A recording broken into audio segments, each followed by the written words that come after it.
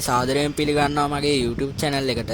මම අද අරගෙන එන්නේ try series second match එක වන Afghan vs ශ්‍රී ලංකා match එක. අපි එහෙනම් තරගයට යමු.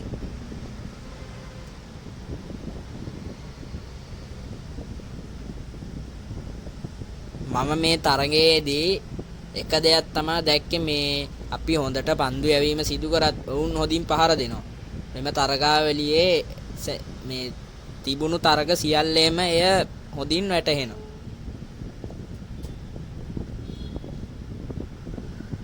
ඇෆ්ගනිස්තාන් කණ්ඩායම අපිට පවර් ප්ලේ එකේදී දැඩි පීඩනයක් ලබා දුන්නා.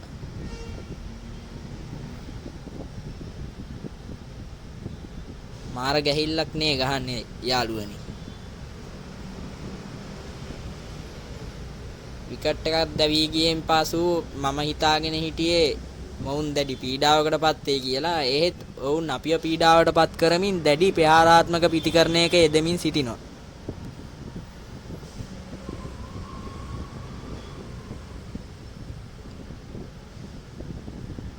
සද්රාන් සමග එකතු වී සිටින ඔහුගේ සගයා සීසා වෙන මේ ඔවුන් දෙදෙනා දැඩි ස්ථාවරයක පවතින බව අපිට හොඳින් පේනවා.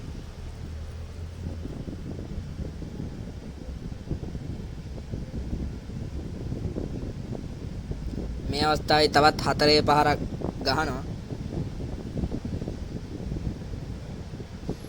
යාළුවනේ මාව subscribe කරලා මාව bell icon එකෙන් click කරලා තියාගන්න.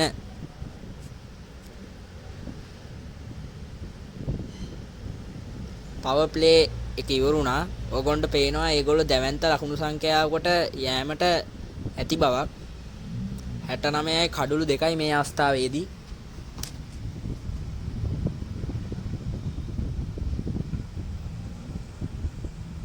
ලකුණු 90ක් පමණ මොවුන් දෙදෙනා ගහනවා.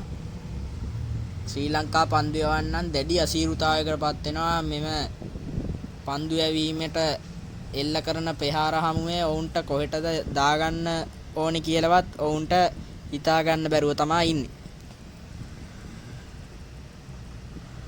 ඔන්න විකට්ටුවක් දැවී යනවා. මොවුන් දෙදෙනාගේ පාර්ට්නර්ෂිප් එක මෙතනින් නිමා වෙනවා. එහෙත් ගුල්බදීන් නබි දැඩි ස්ථාවරයකට පැමිණීමට ඔහුගේ සගයා සමග එක් වී ලකුණු සංඛ්‍යාවකට යනවා. ඔය අවුට් බව නිවේදනය කරනවා අම්පයර්. ඒක දැවී යාම. ගුල්බදීන් නබී සමග රෂීද් ખાන් එකතු වී අන්තිම ඕවර් 7 තුලදී ලකුණු 200 කඩවීමටම පැමිණීමට හැකියාව ලැබෙනවා. ශ්‍රී ලංකා පන්දු යවන්නන්ට කොහෙටද පන්දුව ලබා ගැනීමට කියාවත් හිතා ගැනීමට නොහැකි තරම් ඔවුන් ප්‍රහාරාත්මක ප්‍රතිකරණයක නිරත වුණා. ඊළඟ ඕවරේ ඉඳන් අපිට දාගෙන ගැහුවා යාළුවනි.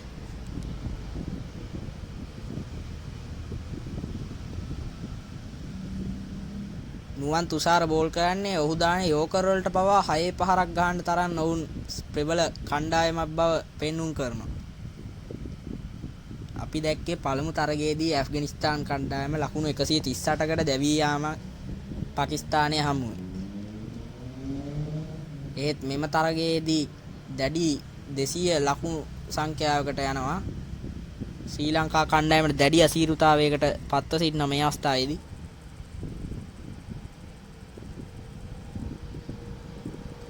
ගුල්බදීන් නබි වේගවත් 50ක් ලබා ගන්නවා. පන්දු 17කින්ද 18කින්ද කොහෙද යාළුවනේ මතක හැටියට.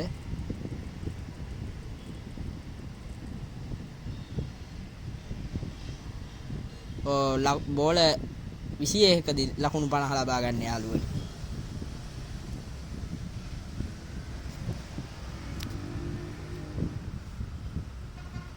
ඔන්න ගුල්බදීන් නබි 50ක් ගැහුවා. මේ අවස්ථාවේදී ගුල්බදීන් නබි තමාගේ 50 මදි බව පෙන්눔 කරමින් දැවැන්ත ප්‍රතිහරණයක නිරත වෙමින් ශ්‍රී ලංකා ෆාස්ට් බෝලර්ස්ලාට දැඩි පීඩනයක් එල්ල කරමින් පවතිනවා. මේ බෝල් කරන්නේ දසුන් සානක උපනායක දසුන් සානක බෝල් කරන්නේ. ඔහුටත් ඔහු දාන ස්ලෝ බෝල් වලට පවා ඔහුට ගැසීම තරම් ප්‍රබල කණ්ඩායමක් බව පෙන්눔 කරමින් තිබෙනවා.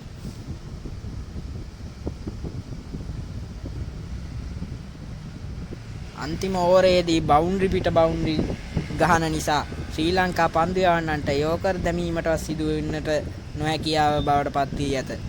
ඒ සියල්ලටම ඔවුන් 6 පහරවල් ගහන නිසා ශ්‍රී ලංකා පන්දු යවන්නන් දැඩි අසීරුතාවයකට පත්ව සිටියා.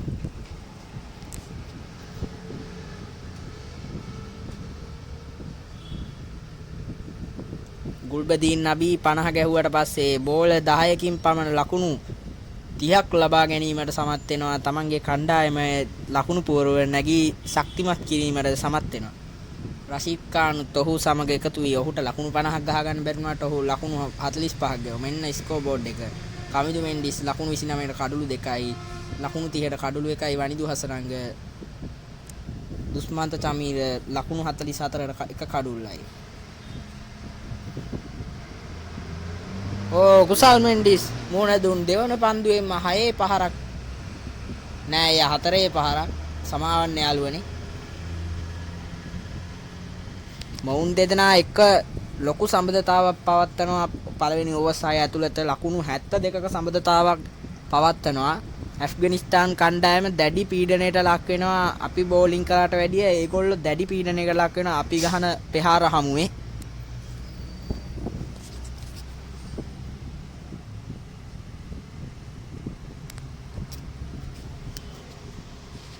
ඔයගොල්ලන්ට පේනවනේ මේ අවස්ථාවේ දැඩි ලෙස ලංකාවේ පිතිකරුවන් හිමින් සීරුවේ ලකුණු සංඛ්‍යාවකට යනවා බව. ඔවුන් දැඩි ආරක්ෂාවක් ඇතුව තමයි මේ තරගයේදී ලකුණු රැස් කරන්නේ. හදිස්සියේ හරි ඔවුන්ගේ අතින් අඩුපාඩුව සිදු වුවොත් එය කණ්ඩායමට බලපාන බව පළමු පෙළ පිතිකරුවන් එය හොඳින් දන්නවා. පැතුම් නිස්සංක සමග කුසල් මෙන්ඩිස් ලකුණු 72ක සම්බන්ධතාවයක් පවත්වනවා.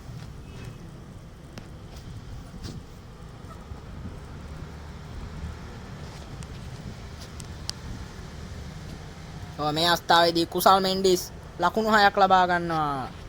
ඔහු ඊළඟ පන්දුවට අවාසනාවන්ත ලෙස දැවී යාමත් සමග ශ්‍රී ලංකා පිතිකරුවන් දැඩි අභියෝගයකට ලක්වීමට ඉඩ ඇති බව විස්තර විචාරකයන් පැවසුවා. ඒත් එයින් පන්නරය නොගත්තත් නැතත් දරංජය සිල්වා සමග පැතුම් නිස්සංක ලකුණු 50ක පමණ පාර්ට්නර්ෂිප් එකක් ලබා දී තමාගේ කණ්ඩායම ජයග්‍රාහී මාවතට ගෙන යාමට සමත් වෙනවා.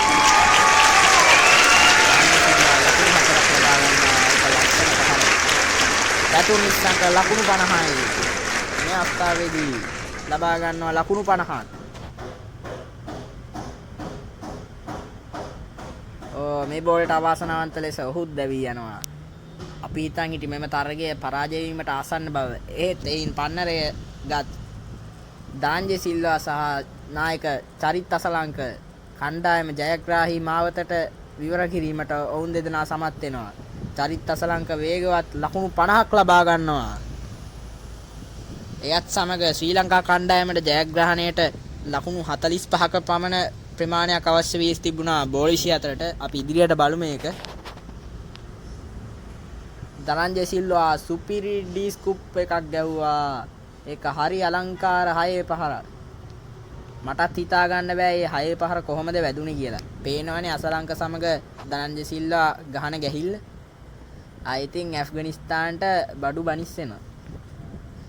දරංජය සිල්වා දැවී යනවා වාසනාවන්ත ලෙස. විකට් දෙකක් පමණ මෙතනින් යෑමට තිබුණා. ඒකත් අවාසනාවන්ත ලෙස දැවී ගියේ ඉස්තරාට පැනීම හේතුවෙන්. රෂීද් ඛාන් දාන හැම පන්දුවකට පවා චරිත් අසලංක දැඩි පන්නරයකින් ගහනවා. ලකුණු 49යි බෝල 19ට බෝල 20කින් ලකුණු 50ක් ලබා ගැනීමට ආසන්නයි. Charith Asalanka Pure timing for more. චරිත අසලංගල ලකුණු 100ක් ලබා ගැනීමට තිබුණා. ඒත් ඔහුට තව ලකුණු 4ක් පමණ මදිය තිබියදී ඔහු ජයග්‍රහණයේදී ලකුණු 4ක් ගහලා තරගය නිමා කළා. ඔහුට 100ක් ලබා ගැනීමට නොහැකි වුණා. අසලංග දැඩි ප්‍රහාරයක් එල්ල කරා 18 වෙනි ඕවරයට කලින් ඕවර් 3 දින. ඒකත් 4-15ක් ලස්සන ඔන් ඩ්‍රයිව් එකක්. මේ අවස්ථාවේදී තවත් 4-5ක් ජනිත් ලියනගේ ලකුණු 22ක් ලබා ගන්නවා. බෝල 15කටද 10කටද කොහෙද මතක හැටියට. බයින් එපා යාළුවනේ. අපි මැච් එක දිනීමට ආසන්න බවක් පේනවා. Not where he wanted to bowl on the bat. බෝල 7කින් ලකුණු 22ක් ලබාගෙන ඔහුගේ ස්ට්‍රයික් රේට් එක 314යි. ඔහු දැඩි ප්‍රහාරාත්මක පිටිකරුවෙක් ලෙස පළමු තරගයේදීම නම් දැරාට චරිත අසලංක මෙව පන්දුවාරයේ හෝ ඊළඟ පන්දුවාරයේදී තරගය නිමා කිරීමට පුළුවන් අවස්ථාවක් ඇත. බෝල 12ට ලකුණු 8ක් තිබියදී 4-5ක් එල්ල කරමින් පීඩනයේ ලාස්ට් බෝල් 18 වෙනි ඕවරේ අන්තිම පන්දුවේදී තරගය ජයග්‍රහණය කරන එක තමයි අපේ විනිමය එක. යාළුවනේ පරිස්සමෙන් ඉන්න මම ඉල්ලන්නේ මගේ channel එක subscribe කරලා මට like කරලා